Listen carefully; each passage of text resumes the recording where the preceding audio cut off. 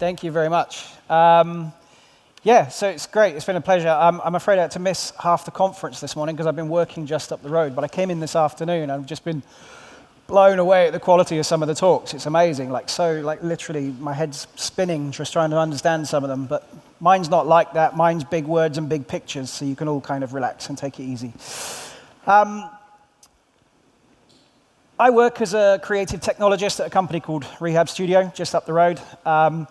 And although my role now is very broad, technology-wise, I'm kind of agnostic about platforms, etc. I just evaluate jobs and put the best technology to them. I've grown up as a web developer. I was a web developer for years. 16 years I've been doing it. I've made my living from the web. I'm extremely happy. And so I've always got this great passion for the web. The reason I love it so much, I think, is because it's the world's biggest software platform that's not owned by anybody, which is phenomenal. It literally is for everyone. So I want to have a quick look at, this is a slide of some demographics that were released a couple of weeks ago that shows kind of how your tastes and what you do change as you move into different age categories. You can see the older you are, the more likely you are to use desktop computers and much, much less likely to use smartphone apps.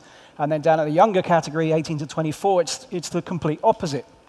The more likely you are to visit the web through mobile apps, and even more likely to use the mobile web, although still not huge. And so for many of us, probably most of us, as there's a lot of developers here as well, we've kind of grown up with this mental model of the web being the browser, just being this thing. And maybe if you're a little younger, you might have this mental model of it looking kind of more like that, of being the mobile browser. But people have different mental models of the web, of the internet all around the world. For many people, the internet looks like this. This is Facebook, as you may well recognize, and in a lot of countries, especially developing countries, Facebook basically becomes the internet. And the reason for that is data is extremely expensive, and in many rural areas in developing countries, it's basically unaffordable. So when they buy their phone, they'll buy a cheap second-hand Samsung or local phone in the market, and at the shop where they buy it from, it'll come pre-installed with Facebook and some kind of local messaging app, and maybe a file sharing app, and that's it. They never download new apps. They rarely visit websites. They use Facebook a lot because that's where they get all their news from, and because it's extremely heavily optimized and very careful about data. Awareness of the internet in developing countries is mainly limited. For many users, Facebook is the internet, as it's often the only accessible application. And when we say Facebook is the internet, the awareness is shown by this chart here. When asked people in developing countries, do you use the internet? Many of them said, no, I don't. And they said, do you use Facebook? And they said, oh, yeah, I use Facebook. Loads of people did not recognize the internet as a separate thing. In other countries, the web may look like this. Especially in China, this is an app called Weixin. We know it here by its Anglicized name of WeChat.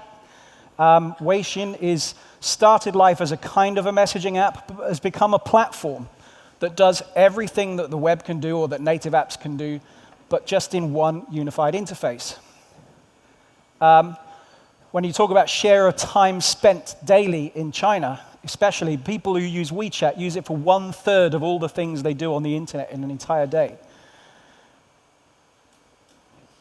Stephen Wang, who works for Weixin, says every time throughout the day there's a touch point between WeChat and your normal life. I mean, literally, you do your banking, you do your chat, you do your social messaging, you do your book a hair appointment, book a doctor's appointment, everything that we use the web for, or we use a whole load of different apps for, WeChat or Weixin just does it all. And so for more and more people, the model of the browser is not actually the main way they access the web. And I think that's actually pretty good. I think that sort of shows an opportunity, that shows a desire and shows a way that we can turn the web into something really cool. I think mobile has just changed the way people communicate drastically, but the browser is basically unchanged, and it's kind of preventing the web from being everything to everybody, which is why kind of native apps and these things have moved into its place and have taken the role that it should serve. So I read a fantastic article recently by a guy called Paul Kinlan, who works for Google, and he had this one phrase that just really stuck with me. What if everything was powered by the web, but you never saw a browser? Is that even possible? What if the web was the thing where you only ever really lightly interacted with it, with a web page? If you hardly ever went to used a web browser to visit a web page, but you're using the web all the time. And he kind of called out 4 main areas that he's discussed. So I'm going to use Paul's classifications because I see no reason not to. So he's talked about kind of these 4 things. There's notifications, local discovery, embedded content, and native integrated content. There's 4 areas where the web has capability to change and to take on this new role, this new light web, which is kind of in the background but powers everything. When we talk about notifications, I'm sure there's not many people here who don't use notifications now. They've become extremely critical. The UK Gov website has recently launched this whole notification service because they found that people really appreciate getting notifications, just getting updates. If you've applied for a passport or if you've applied for power of attorney and you don't know and it's a confusing time and it's really important, it can be stressful for you, just receiving a notification on your phone saying, don't worry, we've got it, it's all in process, reduces customer anxiety. And also reduces the cost on call centers because people don't keep ringing them up and asking, where the hell's my passport? Both the major mobile operating systems are heavily prioritizing notifications recently. The latest iOS 10 and Android 7 both have big updates to what you can do with notifications. And they're embedded all the way through the phone now from your lock screen. If you just lift up your phone, you see notifications straight away, and that carries right through everywhere. No matter where you are using the phone, you'll get a notification if you need one. And they're becoming kind of quite rich as well. They're not just telling you something, but you can take actions. You can archive an email or reply to an email in line. You can see images. You can like them on the Facebook app. You can actually interact with all these things without ever opening the app or opening the website. You can interact with a service throughout the lifetime of your engagement with it and only ever maybe visit it once just to set it up. The Guardian are doing some great experiments with web notifications at the moment. We can now do notifications on the web, which is a big deal, a genuinely big deal, since the invention of service workers, which let the web operate without the browser being open. We can start getting people to subscribe to notifications from a website. And the Guardian are doing really well in this. They're sending out lists of customer opinions, taking feedback, showing the results, allowing you to read articles, get more news, vote up or down news. It's really interesting that you can do with this. The Guardian are experimenting with this thing that means that people don't visit their site as much, which is phenomenal. For me, the biggest breakthrough was when Facebook started using web notifications, web push notifications. And it means I could uninstall the Facebook app because I'm only a very light user. I just check on my family occasionally. So rather than me opening the app once, twice, 3 times a day, I could get notifications sent to me. And now that I don't even need the app for notifications, I can uninstall the app and just have the website send notifications for me. No more Facebook app on my phone, but I still get all the benefits. And if you wear an Apple Watch or an Android Wear, like I do, you'll know that probably 95 to 99% of what you use it for is just notifications. The apps are interesting, but not super useful in many times. And throughout most of the day, what you'll be doing is having a quick look at a notification, seeing if you need to act on it or not, swiping to dismiss it, or maybe ignoring it. And I kind of look forward to the day when we're not just going into pushing notifications into a watch, but becoming everywhere. There's kind of explosion. There's now little opportunities all over the operating system for information to be surfaced. We're seeing information become untethered from interface. The information goes everywhere. And there's a lot of opportunities. Native apps can do this. I want web apps to be able to do this too. So in terms of local discovery, what I'm really interested in is this thing called the physical web. Hands up, any of you heard of the physical web? Small handful? Okay, the physical web's a super simple thing. It's a beacon that transmits a URL. That's it.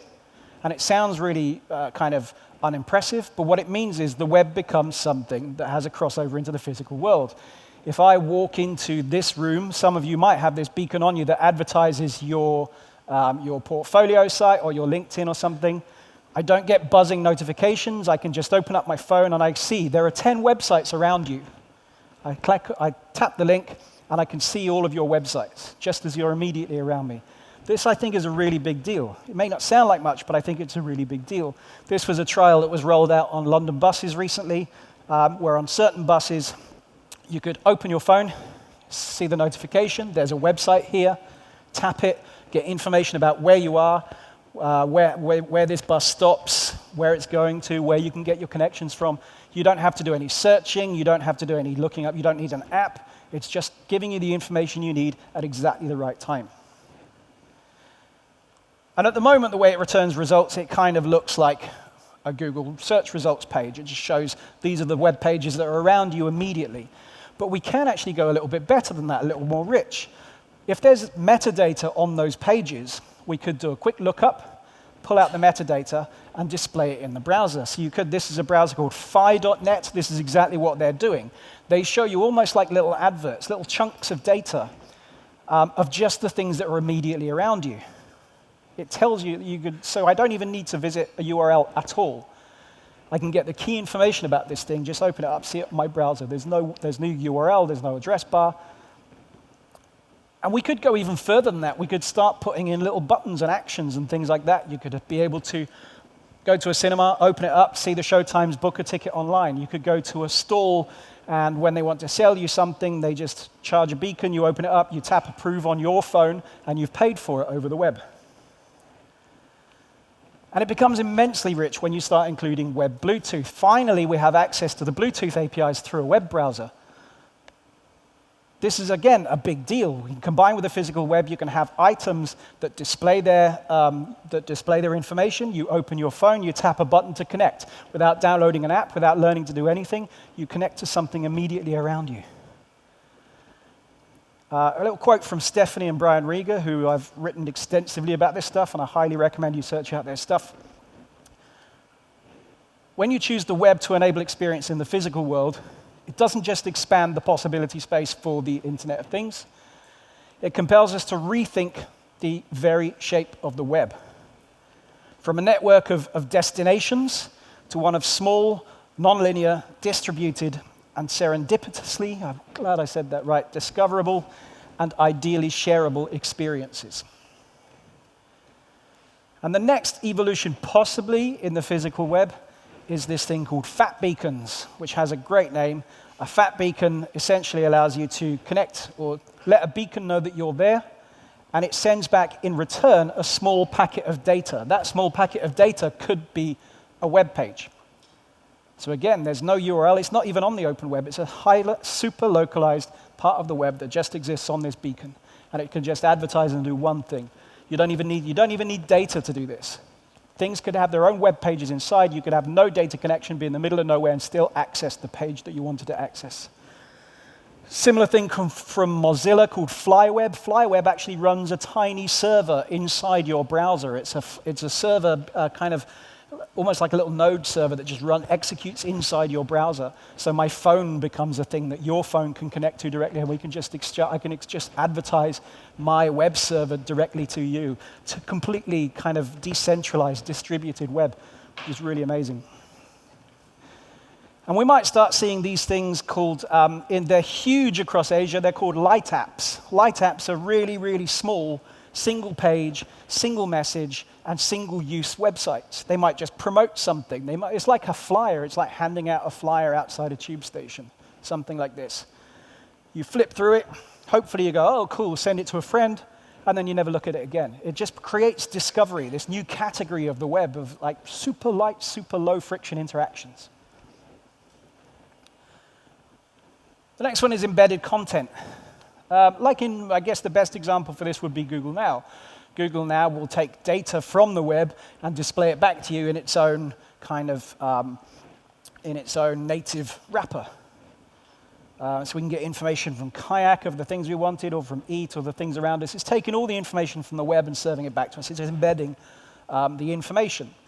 But I think we could actually do a little bit better than that, and we could maybe work on a way for the web to take on that role itself, to not just embed the information from a website, but to actually embed little bits of the data, to embed small widgets or custom elements for itself in other places.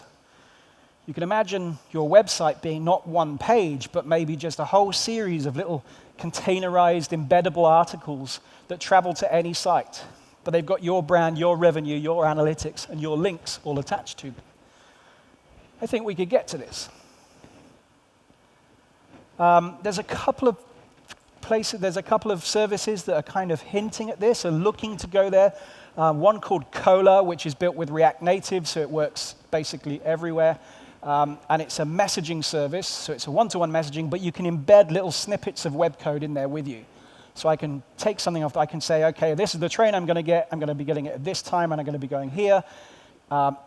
Package that up as a little web service, as a little bundle of web pages, a little bundle of code, and send it to you, and that updates when you get it. So you open it up, you could see me coming, etc. It's just taking these little containerized articles that I said and spreading them around. And another one called Hyper. Hyper is, at the moment, like a web app, but you make, again, these things. It can be lists, it can be pages, it can be collections of whatever you want them to be. They've all got a web address. They all live on the web, but they display as native, or they display in different places. Wherever you send these things, they display appropriately for that platform. But it all comes back to the power of the web and having the URL. And there's kind of content that integrates with native as well. I guess the biggest example of this might be instant articles on Facebook. But Facebook kind of render that with their own UI, so it might be a better example, might just be the simple web view, or preferably the Chrome custom tab or Safari view controller, but just embedding the web in places. Recently, Facebook Messenger has 1 billion active users every month. Facebook Messenger have just started implementing little embeddable web views. So you can send messages to people and attach it to a URL, so they can tap the URL, open, see a little bit of your page, and it has hooks in there which call back into Messenger. So your web page can become fully integrated with Facebook Messenger, but it's all yours, you control it. But all the power of it goes into Messenger, and Messenger extends it and brings it back. It brings platform capabilities into the web, this kind of two-way relationship. And again, this is copied from China, especially from Weixin, which already does this kind of thing. Weixin is extremely rich, but it's based on the web. You go to web pages, but these web pages have SDKs from Weixin built into them, so that you get payments, you get NFC, all of the things that web platform does extends your web page. WeChat is an incredible driver for the adoption of mobile web development. It might not seem like it because it's a native app, but it really is. And while over here, a lot of companies are still mobile, and by mobile we generally mean iOS first, over in China, the most important presence you might have is actually a mobile-optimized website. And there's a couple new channels that Paul didn't quite get to in his article, but we've seen at least one of them referenced today. So what happens when we move to VR? Or even more important, what happens when we move beyond VR and into AR? Where is the web in augmented reality? We'll need something new. We can't have this browser model when everything becomes kind of a mixture of physical and digital around you. It's going to be very intrusive. Equating the browser to the web in the context of AR is not only inaccurate, but limiting. We need to start thinking of the web beyond the browser to see the possibilities in this space. The browser's only a representation of the web. It's not the web itself, but we blur these lines between them. And we saw earlier, you might have been in here, and we saw the talk about Amazon's Echo with the Alexa service, and Google is shortly bringing out their one, which is Google Home, very similar, a copy, you might say. What's the role of the web? What is the web when there's no interface at all? Is there a role? I want there to be a role. I want there to be the web in everything, but we need to start considering the web as this thing that's more than the browser. Another fantastic article I read by a guy called Dries Buytaert. That might not be how you pronounce his name. He says, and I agree, I don't define the web as just websites. I define the web as like any user experience that's delivered across multiple channels and devices. It's not a single platform. It's not a single OS. It works everywhere. It can be the thing that powers all the other things. And if we're going to continue to use the web as a label for things, then we're going to have to start thinking of a new vision for it. If we're going to be still talking about the web in 20 years, we need to think beyond the web browser. I don't think users care. Most users don't care if they're using the web or not. What they want is this kind of seamless experience that works everywhere. And the web can do that. But we have to kind of start thinking about these things. We have to start looking and considering what is the web, and considering these new roles and these new opportunities for it, because we're going to start to lay the foundations of this for the years to come. And for me, I think it's really kind of a tremendous opportunity to start reimagining the web from a web of destinations to a web of experiences and of interactions. Thank you very much for listening.